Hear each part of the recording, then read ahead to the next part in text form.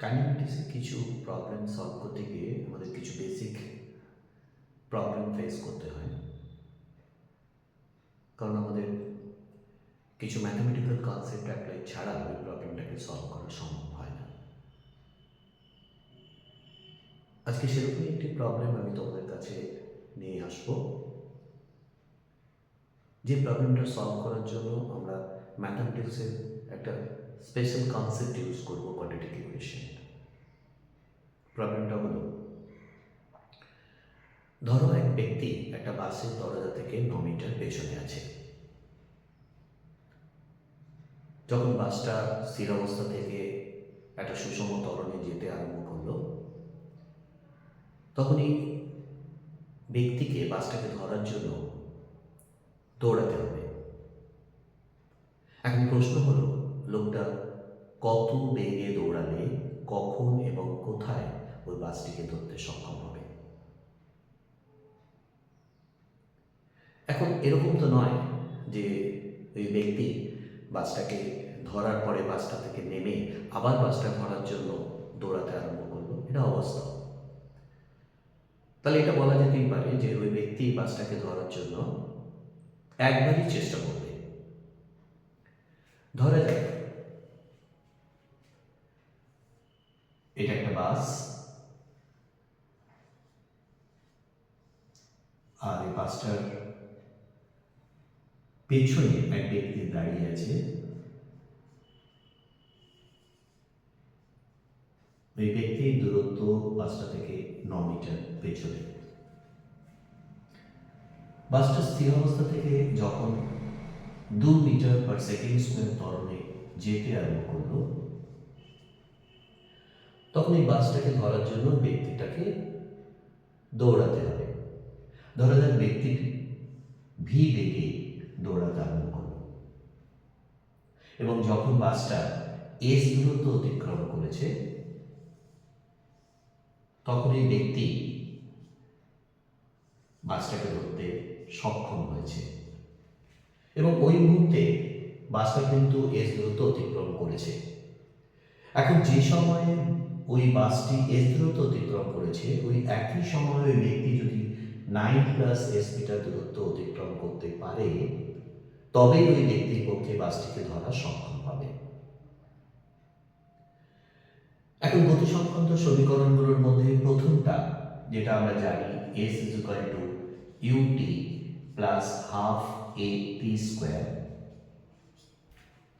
যেখানে এস অতিক্রান্ত দূরত্ব, ইউ প্রাথমিক বেগ, এ সুষম ত্বরণ। এখন এই সমীকরণটাকে যদি আমরা বাসের ক্ষেত্রে ব্যবহার করি, যেহেতু বাসটা প্রথমে স্থির অবস্থায় ছিল, তাহলে বাসটার ক্ষেত্রে এই সমীকরণটা দাঁড়াবে 0 গুণিত টি প্লাস হাফ। এখন প্রশ্নে যেহেতু বাসটার ত্বরণ দেওয়া আছে 2 মিটার পার সেকেন্ড স্কোয়ার, তাহলে এখানে আমরা 2 যদি বসাই, তাহলে আমাদের বাসের জন্য গতি সংক্রান্ত সমীকরণ যেটা পেলাম, সেটা S is equal two T square.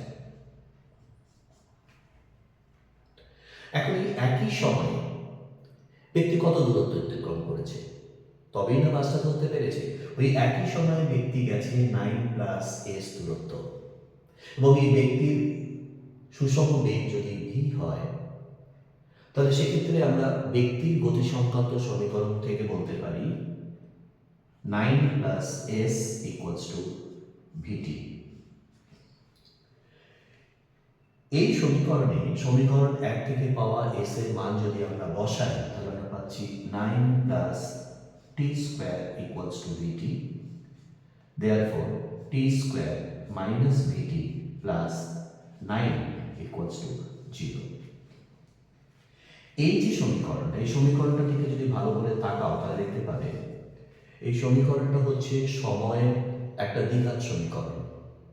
তার মানে এখান থেকে সময়ের দুটো মান পাওয়া যাবে, কিন্তু এই সমীকরণটাকে সমাধান করা সম্ভব নয়। তার কারণ এই সমীকরণে দুটো অজানা রাশি আছে, একটা টি এবং একটা ভি।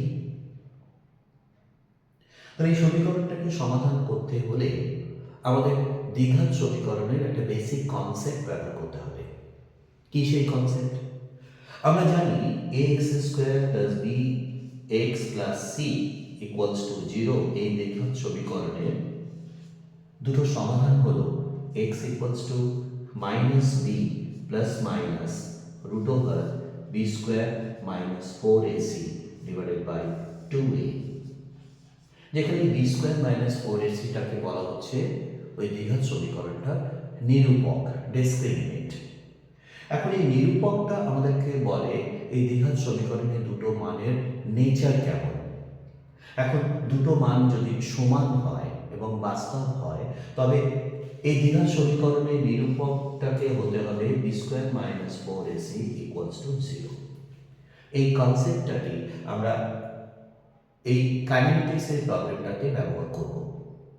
এখন যেহেতু ওই ব্যক্তি বাসটাকে একবারই ধরবে, তাহলে এখান থেকে টি এর দুটো মান পাওয়া গেল, সেই দুটো মানকে সমান এবং বাস্তব হতে হবে। অর্থাৎ এই দ্বিঘাত সমীকরণের যেটা নিরূপক, সেই নিরূপকটাকে শূন্য হতে হবে। এখন এই নিরূপক বার করবো কি করে আমরা যদি দ্বিঘাত সমীকরণের সাথে কাইনেমেটিক্সের এই সমীকরণটাকে যদি তুলনা করি, তাহলে এখানে আমাদের b equals to minus v, c equals to 9, a equals to 1, এবং সেক্ষেত্রে যেহেতু টি এর দুটি মান সমান, তাহলে আমরা বলতে পারি minus V square minus 4 into a 1 and c 9 equals to 0, and hence we can solve v square equals to 36, therefore v equals to 6 meter per second. So to catch the bus, the man has to run with uniform speed which is equal to 6 meter per second. এখন প্রশ্ন হচ্ছে কত সময় পরে এবং কোথায় ওই বাসটিকে ওই ব্যক্তি ধরতে পারবে। এখন যেহেতু একটা মান এই সমীকরণের আমার জানা হয়ে গেছে, তাহলে আমাদের ভি এর মানটা যদি এই সমীকরণে বসাই, তাহলে আমাদের সমীকরণটা দাঁড়াচ্ছে টি স্কোয়ার মাইনাস 6t, ভি এর জায়গায় বসেছে 6 metre per second, plus 9 equals to 0, and hence t minus 3 whole square equals to 0, therefore t equals to 3 seconds. So this is our next answer. After 3 seconds, the man will catch the bus.